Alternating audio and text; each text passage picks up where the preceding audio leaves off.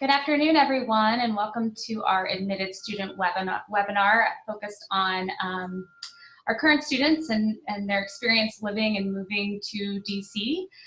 So I'm just going to quickly, I'm Lindsay Munson, I'm the Assistant Director of Admissions here at McCourt, so I'm just kind of here to welcome everyone and moderate the webinar, but I'm going to basically turn it over to our current students and have them introduce themselves. I have Sam Hodges, Lincoln Foran, and Bailey Sutton here in the office with me, and then we have several students that are kind of checking in remotely. So I'll kind of start with the folks that are here in the office, and then we will go to our other students that are attending the webinar from their own computers. So Sam, you want to start? Yep. Hi, my name is Sam Hodges. I'm actually a part-time student in the Master's of Public Policy program, in my second of 3 years, because our part-time folk go for 3 years.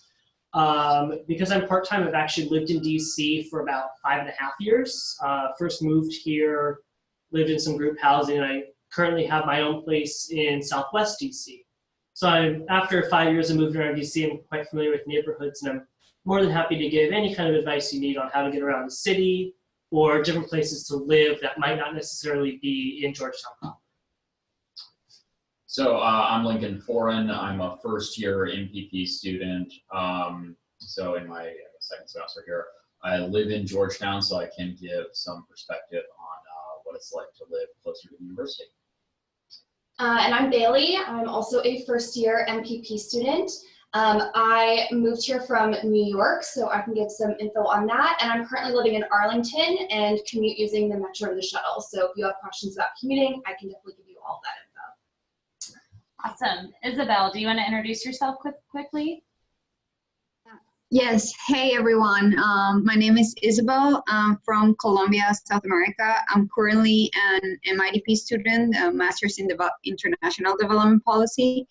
I live in Arlington, Virginia as well. And I use also like shuttle, I walk, there's bike share, there's a lot of stuff. So anything I can do to help you, yeah. Thank you. Meharet? Hello, can you hear me? Yeah, we can hear you. Great. My name is Meharet Shumat. I am a part-time MPM. So I work and live in DuPont Circle, but I've also lived in Virginia before, specifically in Alexandria, so I can give you some insight on what commuting was like. But I can also give you insight on DuPont. Awesome. And then finally, I think Shannon, do you mind introducing yourself? Hey everyone, I'm Shannon. I'm also a first year MPP student. I moved to DC from the Bay Area in California, and I'm living in Glover Park right now. So I'm happy to answer any questions about moving across the country and then finding a place to live also if you're not close to the area. Awesome. Okay, so I think what we're going to do now, this is very informal. So admitted students, if you guys want to type your questions into the group chat box, I'll just read them aloud, and then our current students can kind of just chime in and answer them if they have some good feedback for you. So feel free to ask any questions that you have.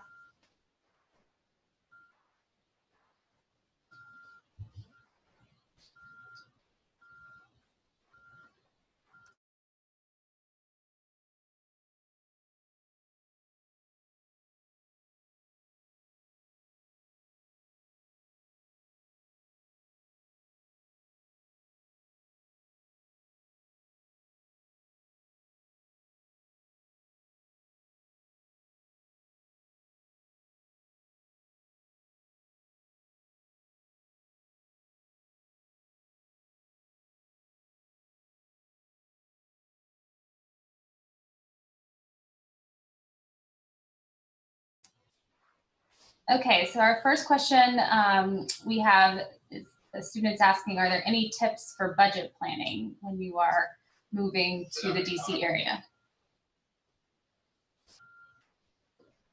I guess I can start on that. For budget planning, DC is a city, so things tend to be maybe a little pricier than if you live in like the Midwest or kind of in the middle of America, which I love. but at the same time, you can find affordable deals. A lot of the budget planning in DC, and current students on the panel can also correct me if I'm wrong, is kind of a trade-off between how many people you want to live with, what neighborhood you're in, and how nice of a place it is. So when you're looking at budget, you need to kind of set your budget based on, are you okay living with someone else? Do you want to live alone? How many people? Do you want to live close to campus or not? And one big budget thing is it may be cheaper away from campus, but sometimes you have to factor in transportation costs as well. I'm gonna add to what you said in terms of budget planning. Probably also, I mean, if you're trying, it depends if you're trying to save money and stuff. Like sometimes I find it easier if you buy I don't know, grocery shopping for a couple months and put it cook for yourself.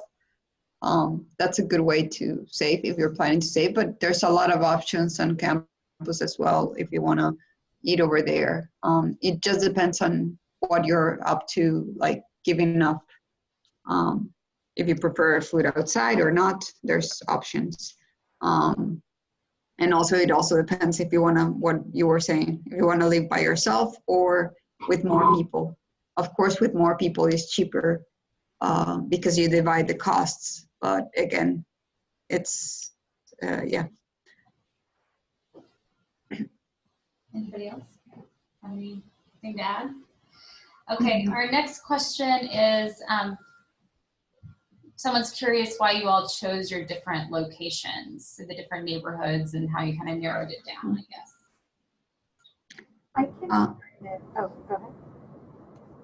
Oh no, go ahead.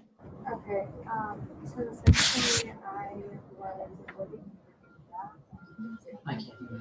Yeah, I can hear. Oh, you can't hear? I don't know. Hello? I hear very, very far. Yes, yeah, we are having a hard time hearing you as well. Sorry, how about now? Still sounds a little far away. Okay, let me mitigate my phone issues and then jump back in. Okay, sounds good. I can go ahead with that one and also with the Arlington one that I see. Okay, Yes, I live in Virginia. So in my case, I chose to live in Virginia because you can choose either DC or Gruber Park that I heard someone is in Gruber Park. I also have some friends living there. But in my case, I chose Virginia because I saw given what they were asking before in terms of budget planning, I found I guess apartments that were around the same price like the ones in DC, but here I was more able to live by myself and have more, for instance, I have a washer dryer in the apartment and some stuff that it was cheaper. It was for the same price as some in DC, but I had more stuff here. So in that sense, I got more for the buck in my case. And also I saw, for instance, where I live, there's a shuttle bus that goes through Arlington. And I think they're trying to put one in Crystal City, I'm not sure. But as far as Arlington, Virginia, there's shuttle buses. I have the metro nearby. There's Trader Joe's, Whole Foods, for grocery shopping. Also because sometimes you do spend time on campus, but other times if you want to go to cafes or places nearby, I like how Virginia is, and it's easy to get to campus. Sometimes, right now that the spring is about to start and it's not as cold, I take one of the Capital Share bikes that you can get an annual membership, and that's much cheaper than a bus. But there's also the campus shuttle if you want. I just sometimes taking, there's different types of alternatives, and walking to campus is not far. Yeah, so that's why I chose to live in Virginia and why I chose this location. Thank you. I guess I'll go next. This is Sam. I chose Southwest DC, which is, I like to call it the little quadrant that could, because most people don't know where it's at. It's waterfront metro. I chose it because it's, even though they're older buildings, it's larger floor plans and pretty affordable. And also for me, I bike to campus, and it's about a 20-minute bike ride along the river and past the monuments. And I mean, if you live in DC, who can beat that, right? But if the weather's bad, I'm also close to a metro stop, close to the baseball field, soccer stadium, kind of a little nice slice. And for me, since I'm a part-time student, it's easy for me to get to work as well. So that's kind of why I ended up in Southwest. And so this is Lincoln. So I live in Georgetown, and it's kind of it's a little bit of a mixed bag, because I love being able to walk to campus, and that, you know, I live about a mile away on sort of the eastern edge of Georgetown. So from that perspective, it's great. I'm also about a 15-minute walk from DuPont Circle. So from there, you can kind of get into the metro system. You can get into the rest of DC pretty easily. You know, one consideration that you should factor in is it's an extremely residential area, which I didn't really have a grasp of until I moved down here and actually kind of had to deal with it. So if you're looking for like big supermarkets or you know, other things like that, particularly if you don't have a car, it's not the most convenient place to do things like that. So you'll just have to work around, you know, start relying on Amazon, or, you know, doing like 1 or 2 big shopping trips, you know, periodically, as opposed to, you know, being able to run out and get anything you want whenever you need it. Yeah, the accessibility, this is Bailey. The accessibility issue was a big reason why I chose to live in Virginia. I didn't want to have a car when I moved here, and so I'm within walking distance of the metro and the grocery store, and knew that I wouldn't be able to get that living in Georgetown, while also having the benefits of getting in somewhere nicer for the same cost of living in the city. I agree with Bailey. Can you hear me? Yes. Oh, great. Okay. So for me, DuPont was ideal, not just because I worked in DuPont, but I wanted the city experience. I loved living in Virginia, so, you know, I highly encourage Virginia, but I did want to also feel a little more connected to campus. Being part-time, you sometimes feel a little bit isolated. So when events were going on, or, you know, talks and things of that nature were happening on campus, I wanted to easily access that, whether it was on weekends or weekdays. And so DuPont is about, where I live in DuPont is about a 20-minute walk if I were to do it, or you can hop on the shuttle, and I mean, you're there in 15 minutes. And so DuPont also allowed me the opportunity to take the metro on the Red Line and go anywhere else I wanted to go. So yeah. Can I add one thing? This is Sam again. I'm the one that lives in Southwest DC. When I first moved here, I lived on Capitol Hill, which is similar to Georgetown, and it's very residential feel. And it's, like I was mentioned, it's doable with like walking to grocery stores and things like that. I've never owned a car in DC, but it's a trade-off. So one of the reasons I moved from Capitol Hill to where I live in Southwest DC was access to a grocery store, because I'm the type of person that, like, spur of the moment, let's cook dinner, I have nothing in my fridge. So if you're the type of person that, you know, really likes to be close to a grocery store, that's something to kind of scope out in advance as you're looking for housing options, because schlepping groceries on the metro is not always the most pleasant experience, though it is doable and I've done it before. So just my 2 cents. Anybody else have anything to add?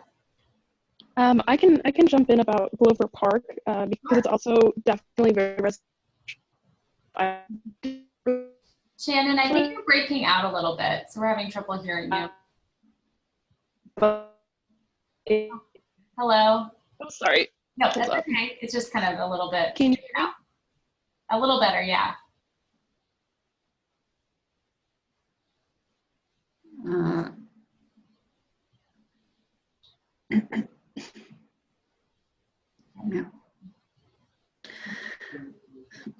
Yeah, so I guess we'll move, while Shannon's kind of figuring out her sound issues, we will move to the next question. For those Virginia folks, I don't know if you mentioned, like, on average, how long it takes for you to get to campus from Virginia? So if you want to look at like a metro map, I live off the Ballston stop in Virginia. So I usually give myself between 50 to 60 minutes in the morning, just because I like to be a little early to class. So I'm about a 5-minute walk to the metro. And then actually being on the metro is about 15 to 20 minutes. And then I get off at Roslyn, walk down the block to where the bus picks me up. And I'm usually waiting between 5 and 10 minutes for the bus. And then the bus is just across the bridge. It's maybe 5 minutes, maybe 15 if there's traffic on the bridge, and then walk to class from there. So I give myself more time, but it's pretty quick in terms of actually being on the metro, being on the shuttle. It's a lot more waiting for the train or waiting for the bus. Is that the bus that you Yes, it's the GUTS bus, which is the free Georgetown shuttle bus. For the Roslyn stop, it comes every 10 minutes during rush hour and every 20 during off periods. I'm gonna add to that in terms of like how long it takes from Virginia. It depends where, because there's a lot of people that live in Roslyn and people that live farther away. I live actually in Courthouse, which is between Roslyn and like one of the farther stops from the Arlington bus, because there's also a shuttle that goes around Arlington. So you can look like either in Roslyn or near where I live, or near Trader Joe's. Like I would advise if you're looking in Virginia, the last stop not the last, but the farther stop from the bus is in Trader Joe's. And so sometimes I can get if it's rush hour, it takes like 40 minutes. So sometimes that's how much it also takes me walking. So sometimes I just walk. And if I take one of the Capital Share bikes, it's like 15, 20 minutes in a bike. Or even if it's not rush hour in one of the normal buses, if it's 15, 20 minutes. If it's not like during like between 7 and 9 a.m. that everyone's getting to work and the bridge is like full. So that's why a lot of times I take the bike. It's faster and I know how much it takes me. It's 15 to 20 minutes to campus. So, yeah. Great. Yeah. And I think you guys mentioned that a couple of good resources are looking at the metro map to kind of see where there are different metro stops. You can just Google that. And then also the GUTS bus shuttle schedule is on the Georgetown website. So I think that's also helpful if you're trying to see kind of where the shuttles run to, the different metro stations and the timing. You can kind of visualize maybe like, what are peak times and visualize your commute that way as well. So, also, I want to add to that. Sometimes when I was looking for apartments, I use Google Maps to see how much or how long it would be like from the shuttle bus to wherever the apartment complex was, like walking distance and stuff. So that's helpful. Yeah. Great. Thank you, guys. So the next question is more about money. So if you don't mind sharing, or if you guys have any information about like kind of ballpark average rents for this person's asking specifically about a studio in Georgetown, like a 1-bedroom versus like a 2-bedroom, kind of what you guys are seeing, or advice you would give to people to look for. I don't live in Georgetown. Yeah, I don't know. Yeah, I mean, so I live in a 1-bedroom in Georgetown, and I pay like $2,600 a month, and that I think is probably not like wildly off market. Yeah. Mm-hmm. I was listening. So on my end, this is the trade-off between how close you are to campus and neighborhoods. My 1-bedroom in Southwest DC in a fairly old building, but it works, is around $1,700 a month. But I live in a 1-bedroom by myself, and I know there's studios that are cheaper. I pay similar to what Lincoln pays for a 1-bedroom in Arlington, but I'm in a new building. My building's only 3 or 4 years old. And my building, sorry, this is Lincoln again, my building is an old building. Yeah. So Yeah. just back Yeah. I mean, like everything in Georgetown is an old building. So Yeah. everything in the area of Georgetown. But The university has new buildings. you have no commuting costs, though. This is true. Mm-hmm.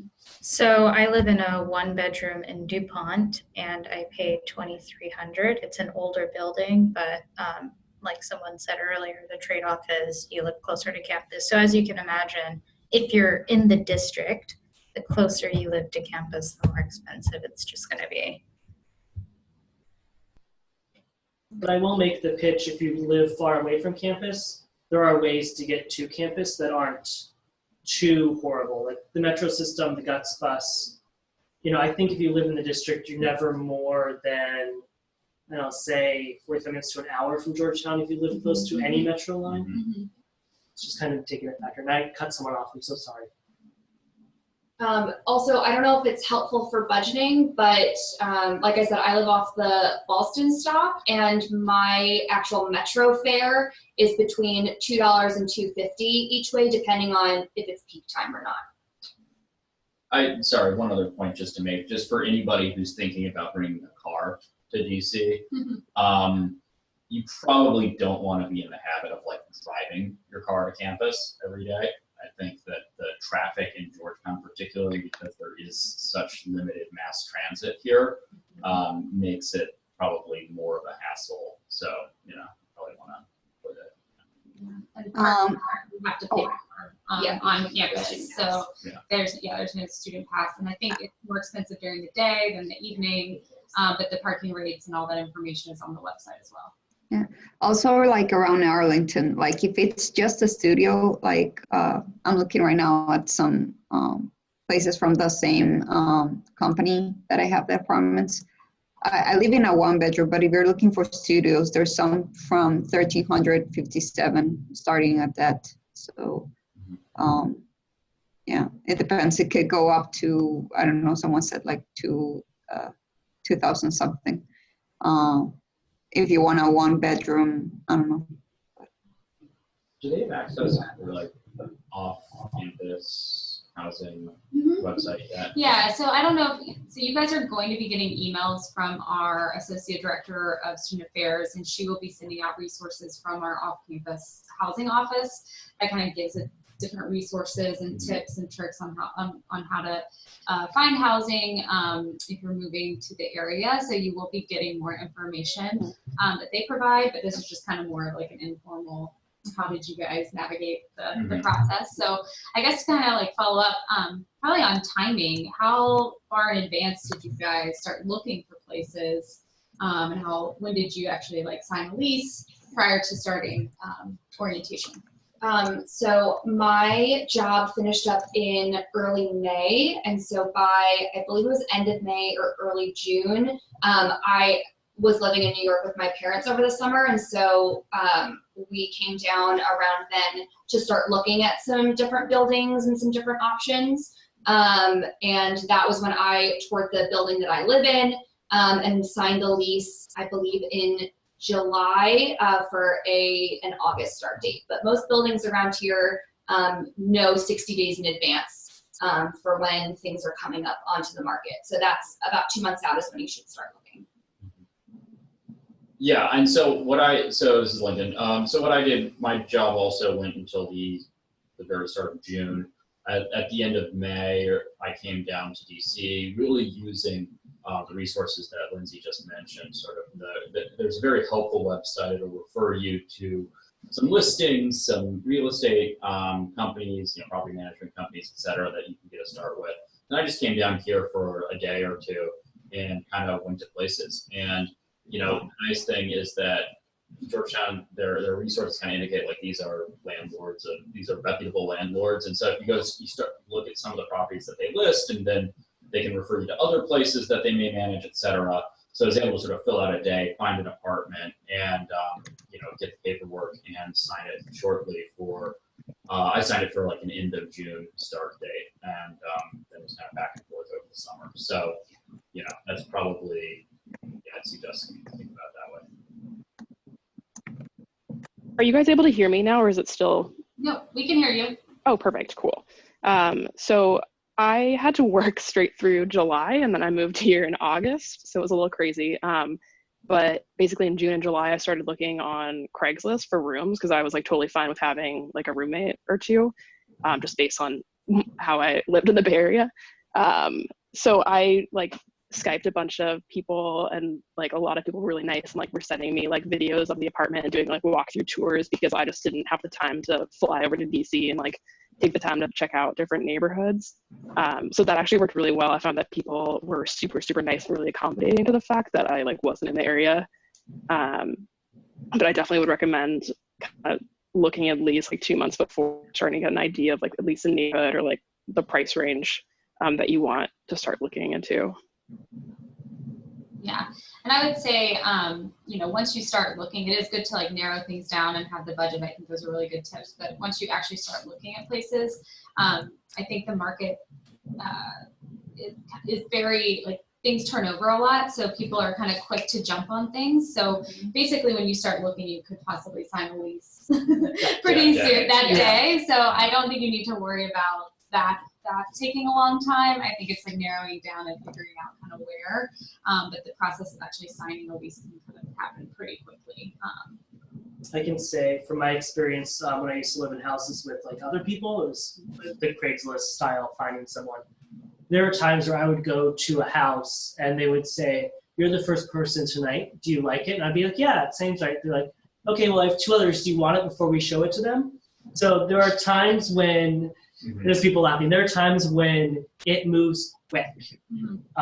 So obviously, don't be afraid of just saying no if it's not for you, but be prepared that for some properties, they'll want you to make a decision now.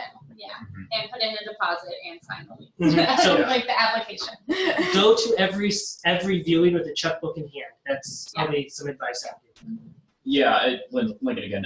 You know, it's not quite. I'm also from New York, and it's not quite as insane from the New York market, but it's pretty close. So I would say, you know, when you go and you start looking at apartments, have your checkbook, have, you know, proof of income, have all of your other sort of financial documents, if not on you, then able to be sent like pretty much immediately. Because yeah, as Sam said, it can move very quickly, and you just want to be able to grab something if you see it and decide you want it. That's not to scare you all. It's just just kind of reality of how the DC rental market works. Is it's competitive. So just be ready. Great, that's great advice. Somebody's asking about finding a roommate. Do any of you guys have roommates? And if you do, how did you find them before coming to the campus? I guess I had a roommate when I first moved to DC, and I ended up I've actually had multiple roommates. So my first place in DC was actually a referral from a friend. A friend and I were both moving down together, so we roomed. After that, I actually went on Craigslist and just very carefully kind of vetted places, met the person in advance, looked at the place, and kind of found someone that was compatible. I know that McCourt usually has an admitted students page on Facebook. If you and someone you bonded with on there want to look together, that might be the time when you message them on Facebook and say, "Hey, do you want to be my roommate?" So that might be a resource for you all. Other than that, I think standard around here, and it's been a while since I've looked at roommate, was Craigslist for me. I feel like it probably still is. Yeah, there's a lot of Facebook groups as well. So there's like the general Georgetown graduate admitted students one, where over the summer there was a lot of people looking for roommates. But also there's a lot of just DC and Georgetown general housing groups on Facebook. And so getting into all of those, there's always people posting apartments or looking for roommates or trying to do quick turnarounds. So those are also really good resources. One thing you should for roommates, especially ones that might not be going to grad school, is understand their timeline. So some people are looking for a place for 3 months. Some people are looking for a place for a year. And it depends on how much turnover you want with your roommates. So if you find someone who's like, "I'm here for 3 months, but then I'm leaving," and you're in charge of finding a new roommate, then you should be aware of that up front, because that's just kind of extra time and energy to then go through and find a new roommate so your rent doesn't go up. Great. Someone's asking about getting around in the evening. They're asking what time does the metro run until, and are there frequent night buses? So are you guys traveling to or from campus at night at all for class? Yeah, so I'm in almost all night classes this semester, and so those go from McCourt until 9 p.m. And the shuttle runs every 10 minutes starting at 9 o'clock to Roslyn. So I usually get on the 9:10 or 9:20. And the metro, I'm lucky enough to live on either Orange or Silver, and so those are usually every 5 to 10 minutes for me. If you live on like a single line, like the blue line, if you're in Alexandria, that usually comes every 10 to 15 minutes. So at night they tend to run a little bit less frequently, but I believe the Metro runs until 2 or 3 a.m. maybe. They cut back on Metro hours from a couple of years Okay. ago. Oh, I did. But at So, least yeah. in terms of class schedule, it will definitely still run. The Guts bus runs pretty late as well. I want to say until midnight. So if you choose to commute by Metro and Shuttle, you definitely will be covered. Metro runs till at least 11:30 p.m. on weeknights until midnight or 1 o'clock on the weekends. So you have plenty of Metro time. I actually, part-time students, our classes in the summer, which your full-time folk will need to go through, and at 10 p.m. So I've taken many a late Guts bus to a Metro stop. There's also some Metro buses, which are like city buses. I'm also going to add to that. So besides like in terms of Arlington, besides the Arlington bus, if for some reason, like at one point you don't want to take either like the Guts bus, which is free, I take it a lot of times, and also the Metro. And the bus system from DC also has buses, but besides that, there's Uber Pool that you share with other people, and sometimes it's cheaper, or if you share it with other people. And also, I recently found, I don't know if anyone has, or some of you have heard about Waze, and now they have a Waze pool. So for less than like $1, between $1 and $2, you can ride with someone who's going your way. And also that helps the Waze pool. Someone who's already driving like from work or somewhere else and it's going your way, and you pay them through Waze pool like between $1 and $2, which is also same to the Metro. The only other thing I want to add about your shuttle is that the Roslyn bus doesn't run on the weekends, which is, you usually don't have to be here for the weekends, but if there's a review session or there's like a Saturday math camp during orientation, that is just something to keep in mind. I usually just take the Metro to Roslyn and then either walk or Uber over, but it is something to think about if you need to get to campus on the weekend. Also weekends, you can use what's called the DC Circulator buses to get around. DC Circulator buses are $1. They come every 10 to 15 minutes. There's one that will take you from Roslyn to Georgetown neighborhood for $1. There's also a Circulator that will take you from Georgetown all the way through the city down to Union Station for $1 as well. Really? Yeah. Yeah, the last resource available, I'd say, is Via, another rideshare program. I think it's better than Uber Pool or any of the other programs. It tends to be cheaper and faster. So that's a good alternative, particularly if you live in an area that's not served by the Metro. Great.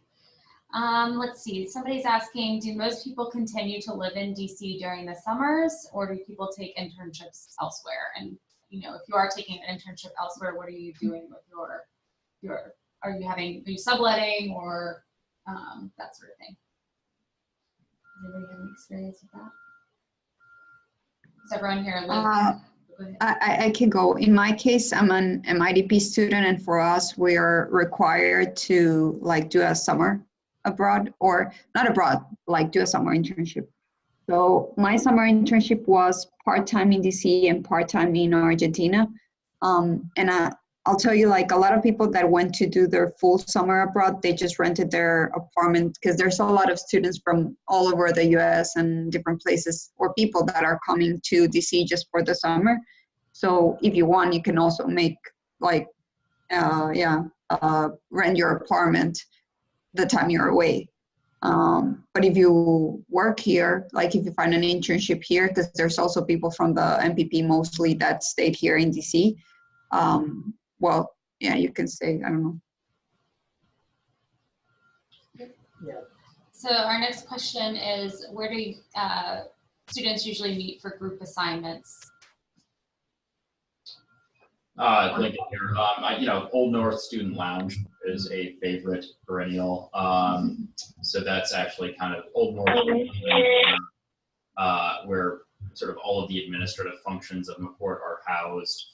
A lot of the sort of shared spaces are the classrooms, most of the offices, etc.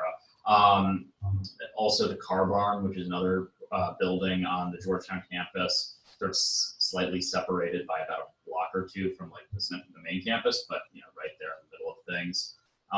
And then other than that, I mean, people meet at apartments or homes, I'd say as well. I mean, if you're working on a group project, particularly as you get to sort of the end of the semester, it's definitely been the case that we sort of met at someone's apartment and sat in someone's living room and got over whatever, Or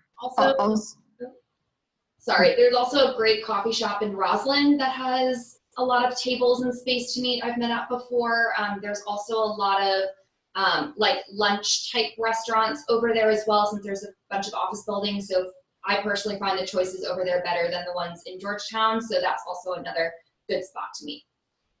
For someone who lives a little further from campus, this is Sam. I've met study groups at the Portrait Gallery, which is a beautiful indoor auditorium, like atrium, which is gorgeous. Random coffee shops on Capitol Hill. I've also met on campus. The nice thing about living in a city is if you poll your group where everyone lives, you can usually find something that's nice to study in the center of all of you. So. Yeah. And also I'm gonna add to all of this, sometimes like for instance, when it's really cold in the winter, at least for my capstone project, if it's not a must that we have to be like in real life, like that we have to be there, we meet through Zoom, through the same application we're doing right now. So sometimes if it's not like really required for us to be there, we meet remotely. But yeah. Yeah, I was gonna say I've used Zoom quite a bit, also with like office hours, because I'm usually at work during the day and I can't meet my professors during their normal office hours. So they're happy to set up Zoom conferences more in the evening. So that's a really good tool to do if you're not super close to campus or you're not able to come to campus at any time. Yeah. Yeah. Also, the library has like group study rooms that we sometimes use. Okay.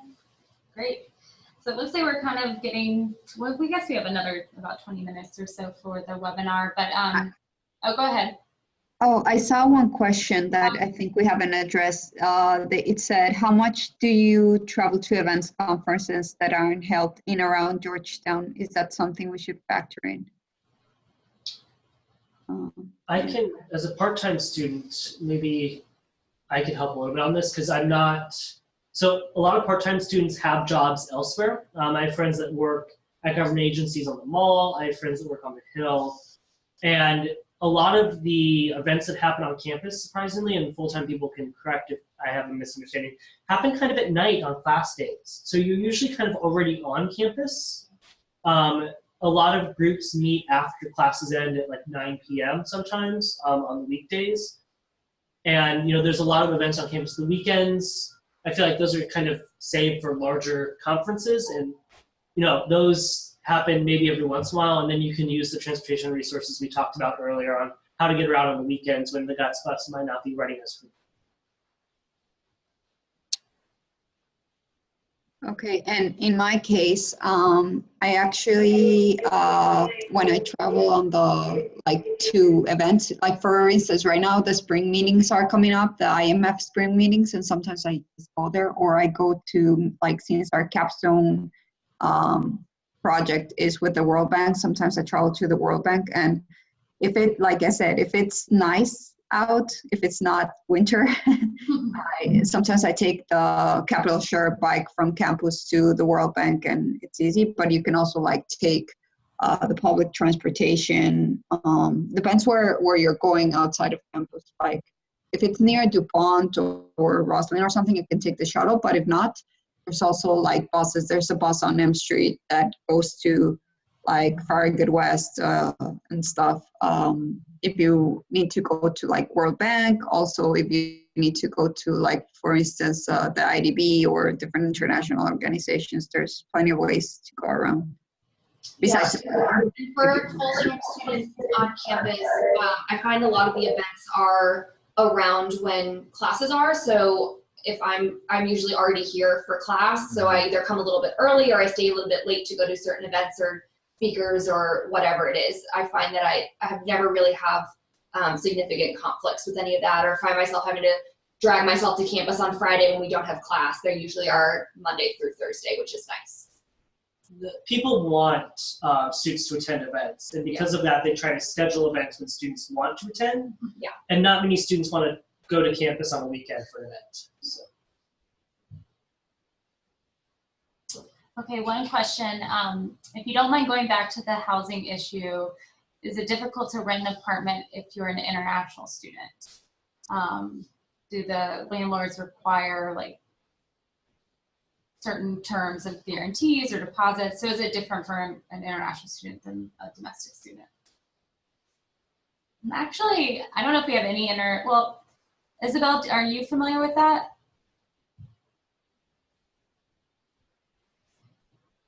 Nope, she's on mute. I'm not sure. I think Isabel would be the one to answer that question from the international. Sorry, I was talking and I didn't realize my sorry. I was on mute. I didn't realize I was on mute. So okay, I was gonna talk about that. In my case, I started talking to the landlords and seeing what we could do. So they all, like, most of the time they have options for you. Like, they'll ask you about all the paperwork that everyone said, like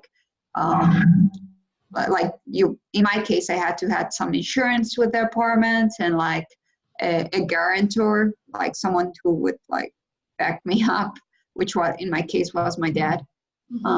Or two guarantors, I don't remember, but I think it was my dad. And so sometimes you have to have like someone else who will back you up, but most of the time you won't really use, or in my case, yeah, it just depends on you, use them. But and I also have friends who also got apartment rents without a guarantor, that if you want, I can, like from the MIDP program specifically, that I know got housing here without having all that.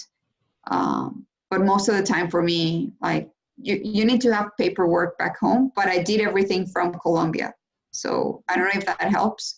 You can ask me or contact me if you need to, but yeah, everything I did it from back home in Colombia, South America.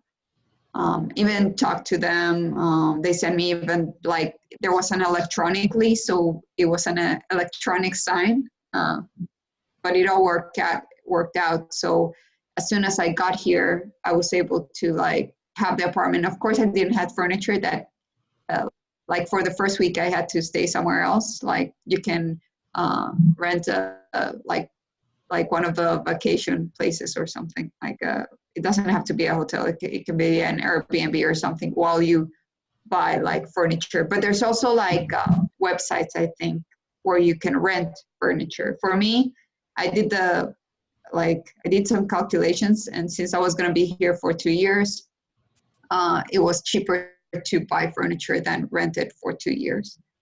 But yeah. Yeah, and how did you figure out what the process was going to look like for you, Isabel? Did you get resources from Georgetown Housing Office, or for like international students, or how? Mostly, like I did had some resources from the Georgetown Housing Office, but mostly it was me like looking through websites. Like I Googled apartments in DC. Like previously I put some websites that I looked at, like such as apartmentlist.com. They have some apartment complex that you can like contact the manager or something and tell them like you're abroad, and I don't know, sometimes you can talk to them about it. And see how, because sometimes if you don't have the money already in the US, they have different options open to you to do that. So I started just searching on websites, so both through like Trulia, Zillow, like there's different websites. So if you Google apartments on DC, and depending where you want to live, like Arlington, DC, like first I would advise to know what neighborhood you want to look.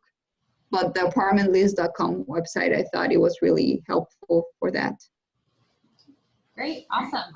Well, we have about 10 minutes left, so just to kind of wrap up, if you guys could just maybe tell us what your favorite part of living in DC is, your favorite thing about living in DC is, or maybe something that you weren't expecting that surprised you about the area.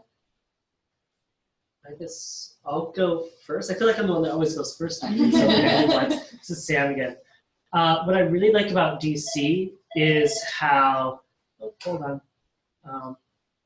What I really like about DC is how much there is to do in the city. You truly will be living in a world-class city, and I'm not just like stealing that from some Georgetown marketing I saw 2 years ago.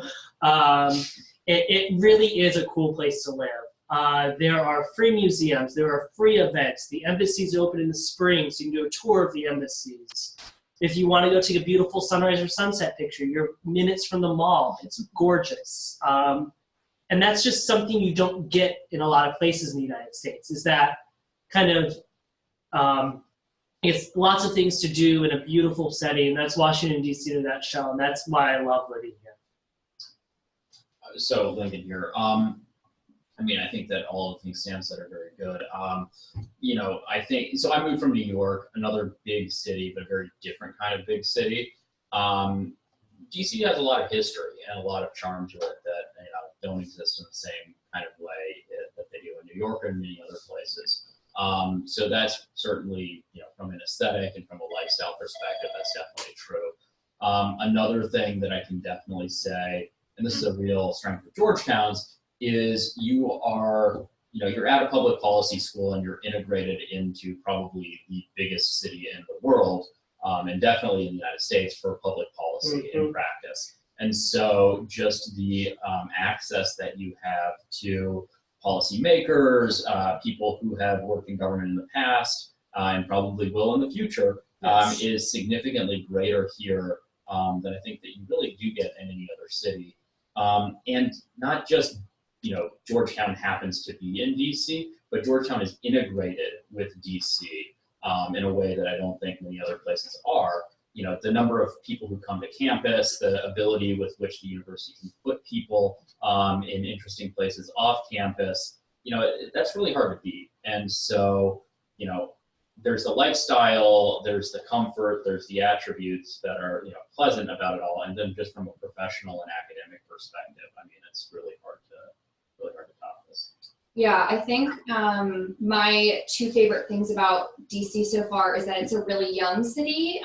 There's a lot of life to the city. There's always things happening. There's always things going on. People are always out walking around, which hasn't always been the case in some other cities that I've been to. And so I really just love the energy that DC has. And then also the location in general is really great. It's spring, like finally, and I've lived in Chicago and then in the central coast of California, which don't really have spring. And so now to be here and have it like sunny and 60 degrees right now is really amazing. I don't think can be overlooked. So it's really nice to be here. And I'll just add to that. Yeah, I've lived in Virginia, which was awesome. I loved it. But living in DC is such a special experience, and I think if you can swing it, especially because it's for an abbreviated amount of time, I think it will be really, really beneficial for you in a lot of different ways. You'll experience culture in a lot of different ways. You'll experience a really great active lifestyle because you'll probably be walking everywhere, which is really great. And I think, you know, you're at the epicenter of a lot that's going on internationally, and it's really, really, really cool to watch. I mean, I love waking up on weekends and just looking out my window and seeing all that there is that's going on. I didn't have that experience in Virginia, though I won't discount how great Virginia is. But if you can swing it, I would definitely push for DC. I'm gonna add to all of that. There's three things that I think are really cool in DC. That one, you get opportunities like one of you was talking about, like the academic part. You can have like what they call here like informational interviews, like coffees with people that you want to like meet, and it's really easy to do it around like people from either World Bank, IMF, or like for the people in public policy that are like in Congress, like, or well, I don't know. In that, I'm talking from the MIDP perspective, so anyone can correct me on that. But at least from World Bank, IMF, and international organizations, it's really easy to get coffee around. My second point is like if you like having an active lifestyle, like for instance, sometimes I like jogging, and I've gone jogging around the National Mall with my brother, and that's one of the like coolest things you can ever do. Like just go jogging around, and it's a really nice scenery, like with all the museums. And at the end of the summer, actually, there was some events like us in the park where they have like drinks, and there's people playing jazz in the summer, and you sit on the grass, and it's really nice. So yeah. All right. Well, I think that probably wraps us up, but thank you guys so much. I just want to thank the current students for joining us today and giving us more information about their experience. And then for the admitted students, thank you for joining the webinar. I hope you guys learned a lot and got your questions answered. I've recorded this, so we will be posting it to the new student website if you kind of want to check it out again, and I'll be emailing it around, so you'll have access to it. If you have follow-up questions, you can always email us at mccourtadmissions@georgetown.edu, and we will get back to you as soon as we can. But thanks again, and congratulations again on your admissions. Let us know if you have any other questions. Have a good afternoon.